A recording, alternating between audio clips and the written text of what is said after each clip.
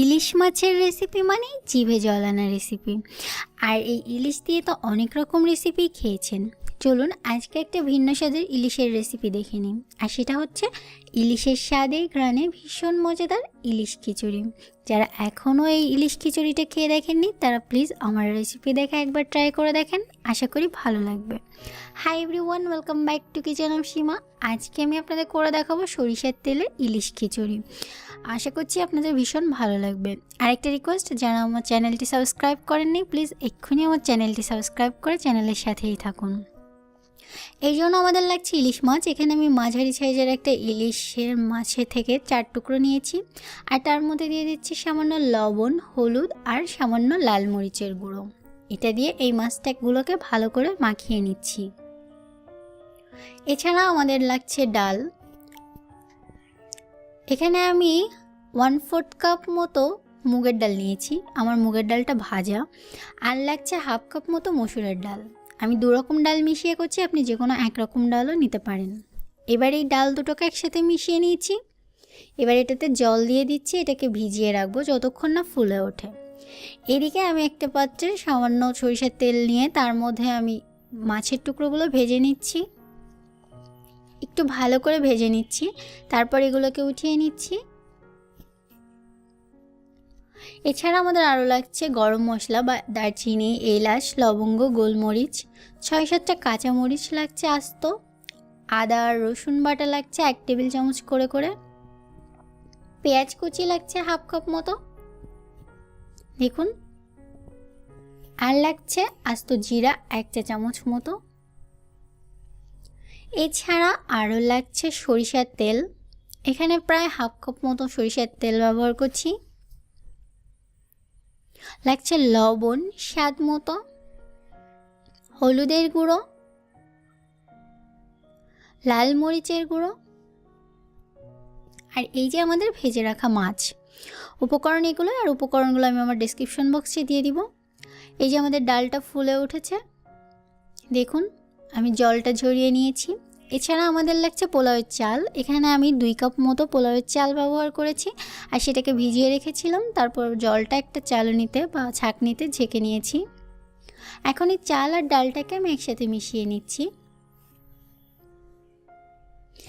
এবার আমি কড়াইতে সরিষার তেলটা দিয়ে দিয়েছি, তার মধ্যে আমি দিয়ে দিচ্ছি গরম মশলাগুলো আর দিয়ে দিচ্ছি 1 চা চামচ জিরা। তার মধ্যে দিয়ে দিচ্ছি পেঁয়াজ কুচি। এবার পেঁয়াজ কুচিটাকে একটু ভেজে নিচ্ছি। এর মধ্যে আমি দিয়ে দিচ্ছি 1 টেবিল চামচ করে আদা রসুন বাটা,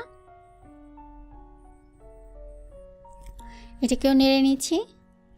এখন এর মধ্যে আমি দিয়ে দিচ্ছি 1 চা চামচ মতো হলুদের গুঁড়ো, 1 চা চামচ লাল মরিচের গুঁড়ো নিয়ে নিলাম। এখন সামান্য জল দিয়ে এই মশলাটাকে আমি একটু কষিয়ে নিব। দেখুন মশলাটা কষানো হয়ে গেছে, তেলটা উপরে উঠে এসেছে। এবার এর মধ্যে আমি দিয়ে দিচ্ছি এই যে চাল আর ডাল যেটাকে আমি মিক্স করে রেখেছি সেটা। এবার এই চাল আর ডালটাকে এই মশলার সাথে একটু ভালো করে ভেজে নিব। এবার এটা ভালো করে ভাজা হয়ে গেলে এর মধ্যে আমি দিয়ে দেব পরিমাণ মতো জল।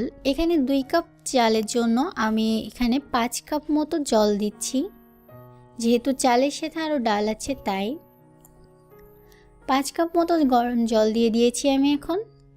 এবার এটাকে আমি একটু হাই হিটে জাল দিচ্ছি আর দিয়ে দিলাম স্বাদ মতো লবণ।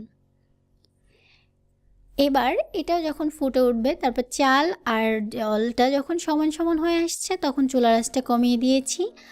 আর তারপরে উপর থেকে কিছু চাল ডাল খিচুড়িটা আমি উঠিয়ে নিচ্ছি।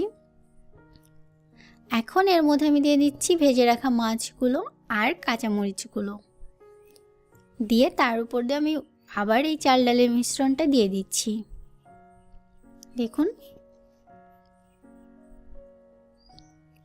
এবার এটাকে আমি দমে বসিয়ে রান্না করব। আর তার জন্য একটা যে কোনো পুরাতন তাওয়া বা যে কোনো পুরাতন প্যান নিয়ে তার উপরে সেটা চুলাতে গরম করে তার উপরে আমি এই হাঁড়িটা, খিচুড়ির হাঁড়িটা বসিয়ে দিচ্ছি।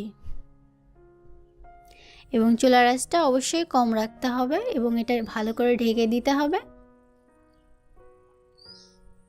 এখন এটাকে আমি দমে রেখে দিব যতক্ষণ না চালটা ফুটে পুরোপুরি। দেখুন 10 থেকে 15 মিনিট পরে আমি ঢাকনাটা খুলে নিচ্ছি।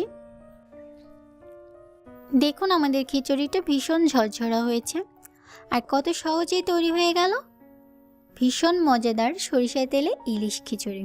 আপনারা এটা বাড়িতে ট্রাই করেন আর আমাকে জানান কেমন লাগলো। এতক্ষণ সাথে থেকে ভিডিওটি দেখার জন্য অসংখ্য ধন্যবাদ। আর পরবর্তী ভিডিওগুলো দেখার জন্য অবশ্যই চ্যানেলটি সাবস্ক্রাইব করে চ্যানেলের সাথেই থাকুন। Thank you.